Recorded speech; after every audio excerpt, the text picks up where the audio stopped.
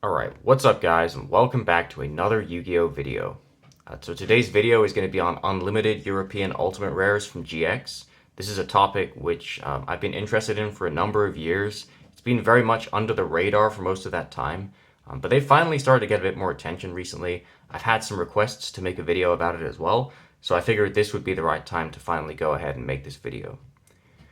So unlimited Ultimate Rares in European print exist from Cybernic Revolution onwards. Solo the Duelist to Flaming Eternity only exist in North American print. There's no European print first ed or unlimited, at least not in English. Then for the Lost Millennium, you have European first edition cards, but for some reason they still made the European unlimited boxes in North America, so they're NA print. But from Cybernetic Revolution onwards, both the first editions and the unlimiteds were made in Europe, for Europe, and there are a lot of differences between the first eds and the unlimiteds. So we're going to start with Cybernetic Revolution, not just because it's the first set from this sort of era of unlimited European cards, but also because it's kind of the easiest to cover as well, and probably the most well-known. So a lot of people already are aware that if you take a European first ed, Cyber Dragon ulti like this one on the left, and an unlimited, the unlimited looks a lot better than the first edition. They're both awesome cards, but the way the foil pops on the unlimited is just in a different league. Pretty much from any angle you can see an insane amount of foil pop on it. It's just a beautiful card. And another thing which people have known for a while now is that the Hobby Unlimited Ultimate Rares only exist in European print. So you can find unlimited North American retail ultis, but for a card like Cyber Dragon, it can only come in European print and unlimited. Now the reason for the unlimited looking better than the first edition is not 100% clear, but I think it's pretty much just to do with timelines. So the first ed cards were all printed right at the initial time the set was released, and the unlimiteds were printed later on. And so by the time they came out, they'd kind of improved the Ultimate Rare printing technology a bit, and also the actual templates that they were going to use in terms of how much detail they're trying to stamp on the cards. And there is another difference between these. It's not just the Ultimate Rare pattern. If you guys look carefully, you should be able to see that they're actually printed on different card stocks. And this is something which I always found really interesting about these cards. So the Cyber Dragon on the left, the first edition one, has kind of a dark, more maybe blue saturated color in the background. And the unlimited one on the right, you guys should be able to see, has quite a bit of a lighter, kind of more orange color background. And that is something which you can observe across the entire print run for Cybernetic Revolution. So all first edition European print cards have this kind of saturation, and all of the unlimited cards have this other saturation for the Ultimate Rares. And if we look at them under the light, it's a little bit hard to pick up on camera, but the unlimited is also more of a kind of matte finish compared to the first ed. So the first ed Euro cards from this era are pretty glossy, and the unlimiteds are just a lot more matte in comparison. So yeah, that's kind of the main thing to get out the way in this video. Unfortunately, if we look at other sets, it starts to get a lot more complicated with these unlimited cards. But for Cybernetic Revolution at least, it's pretty simple. European First Ed looks good. European Unlimited looks better. And just to show you guys a couple of other examples of it, here's a Cyber End Dragon European Unlimited. Looks absolutely amazing. Very similar to the Asian English print of the card, actually, which is what a lot of people compare these unlimited Euro ultis to. And here's a Winged Rebo level 10. This might be my favorite card from the set in terms of the foil pattern. Just absolutely incredible pattern in unlimited. So that's kind of the first part of the video. This is the easiest part to follow. We're going to move on to the other European sets next, and I guess I'll try to make it as simple as possible, but there are a lot of things to consider. So just first of all, to show you guys an example of the same kind of thing in other sets, here's a first edition Elemental Energy Gold, Woolor Dark World, and hopefully you guys can see this is the unlimited on the right. This has that other card stock we were talking about with the lighter colors and things like that. Then we move on to Shadow of Infinity, and again you get the same thing. First ed on the left, unlimited on the right with that lighter, kind of more orange look to the background. and also a more noticeable pop on the foil. And finally, the final set that this kind of applies to is Enemy of Justice, at least in terms of sets that I've had a lot of experience with. And again, you get the first eds, like this force back here, and then the unlimited ones with that slightly lighter coloration, and then, you know, insane foil pop compared to the first ed.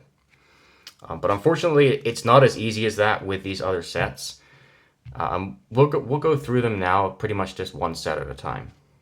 So Elemental Energy, going back to those golds, this is probably the least interesting set in Unlimited. And the reason for that is that most of the cards, even though they have this kind of different cardstock printing, they don't have any enhancements to the foil. And in fact, a lot of them look worse. So if you guys look at this gold, I wouldn't say it looks bad, but if you put it next to the first ed Euro copy, honestly, it probably looks less good. And that's the same for most of the other cards I've had experience with from this set as well. The one main exception would be Rampart Blaster.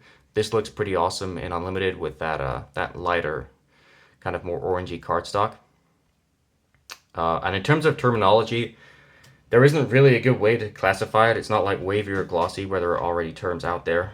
I kind of refer to it as the alternative cardstock or the unlimited cardstock, or even the CRV unlimited cardstock when I'm talking to friends about this kind of stuff. So I don't know, maybe as more people collect these things, we'll get better terms, but currently there's nothing really out there for defining those different cardstocks. Now the problem with these other sets, Elemental Energy, Shadow of Infinity, and ENSOI and EOJ, is that they don't only have two versions in Unlimited. So Cybernetic Revolution, you have either the deep, kind of dark colored first eds or the lighter unlimiteds, and those all have amazing foil patterns. For these other three sets, there are middle versions. So you get cards which have the same cardstock as the first eds in Unlimited. And Enemy of Justice is the toughest one of all for this. So here's the first ed Euro Enemy of Justice forced back again. Now the next card I'm going to show you guys looks identical to the first edition, but it's unlimited.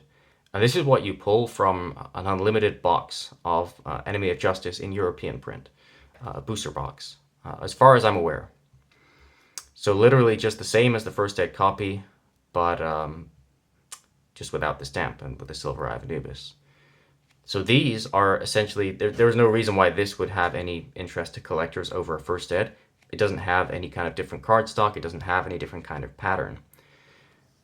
And with Shadow of Infinity and Elemental Energy, those are all of the three versions that exist. So you get the first ed European, you get the unlimited European without the different cardstock, and then finally you get the unlimited European with the different cardstock and the different foil patterns. And those are the ones which are pulled from tins. Again, at least as far as I've been able to gather. Now, Enemy of Justice has an extra layer of difficulty because when you open a tin from the 2006 tins, you'll get a card like this forced back here. Now, this is a third different version of this card. So this card has the lighter cardstock, but if you guys look at the foil pattern, it doesn't really look anything special. It's still similar to how the first ed looks, and sometimes it can be worse. So yeah, it's very complex. I'm sure you guys are probably struggling to follow. But this force back here is a fourth different version of the card. And this is not from the 2006 tins. This is pulled from the 2007 Enemy of Justice reprint, which is included in the European Special Edition for Strike of Neos. So you get 2 Strike of Neos first ed packs and 1 Enemy of Justice. And this is reprinted with this different foiling, which looks honestly amazing. I can just take out a couple of other examples of cards from this set. For me, looking over these different unlimited European cards you can collect, the Enemy of Justice reprints from that Strike of Neo Special Edition are for sure the most incredible to look at. So here's a Shining Phoenix Enforcer. You guys can see just absolutely amazing patterns on the foil. Even if you put this next to an Asian English card, it actually still has more detail, more foil pop than the Asian English. Here's a Harpy's Pet Baby Dragon, probably my favorite one from the set in terms of how it looks. Just in a different league to how the European first ed looks, let alone how the North American copies look. Here's a Dreadmaster. Again, just all around incredible foil pattern. And finally, just to show you guys a spell card, here's the Hero Flash from that set.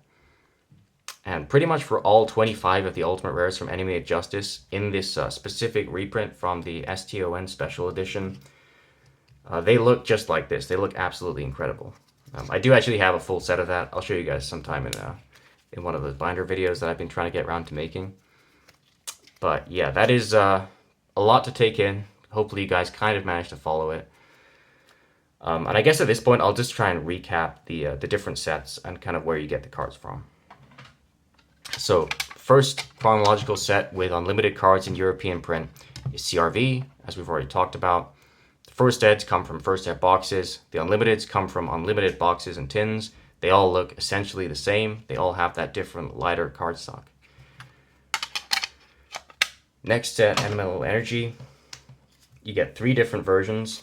I don't have any examples of the middle version at the moment because I don't really collect them. But you get the first ed, regular Euro copy with that dark cardstock. You get the unlimited regular Euro copy with that dark cardstock, and that is again from unlimited European boxes. Then you get finally this version on the right with the lighter cardstock, and this comes from the 2006 tins.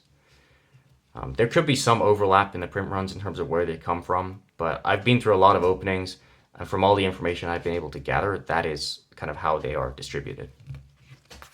Shadow of Infinity is again the same as Elemental Energy, so you get 3 different versions. You get the first ed with the dark cardstock, the unlimited European print with the same dark cardstock and same foil pattern, and the unlimited with the different cardstock and the more enhanced foil pattern, if you want to call it that, which comes from the 2006 tins. The first ed copies for SOI are actually even a bit more complex because you get Gold Eye and Silver Eye versions, and there are some differences between the way the Silver Eye and the Gold Eye first eds look, but I feel like we've had enough information in this video already that it's just going too far if I try and talk about that as well. But yeah, on the whole, it's the same as Elemental Energy with those 3 different versions. And finally, Enemy of Justice, the most complex set of all. You get the first edition with the dark cardstock. You get the unlimited with the same dark cardstock, same foil pattern. You get the unlimited with the light cardstock, but still not that much foil pattern. And hang on. You get the unlimited with the, again, light cardstock, but the enhanced foil pattern. So, yeah, crazy amount of varieties going on. If I'm trying to give an explanation as to why there's so much complexity, what it seems is that for the first edition European print cards from CRV to EOJ, they pretty much printed them all at the same time. They all have the same cardstock as each other. They're very, very similar. And then after that, at some point, let's say, a few months later, when the supply of first eds ran out, that's when they started printing the unlimiteds, and they did that for the whole actual period of probably around 05 to 06. And those are the cards which were getting put into the tins, into all the different products that were still being produced in that time. And they all have this different cardstock that was pretty much only used on unlimiteds. Because if you go forward another set to Power of the Duelist, the first ed cardstock changed dramatically. Everything about the printing changed quite a lot, to be honest, for that set. But they didn't use this unlimited cardstock for then, even then for that set. They used just a whole new kind of cardstock that they hadn't used before. So yeah, it's a fascinating area of collecting. It's essentially an unlimited exclusive variety of cards, both in terms of the cardstock and in terms of the way the foil pops and the kind of pattern on the foil. So I'm glad to see that other collectors have been kind of taking note of this recently.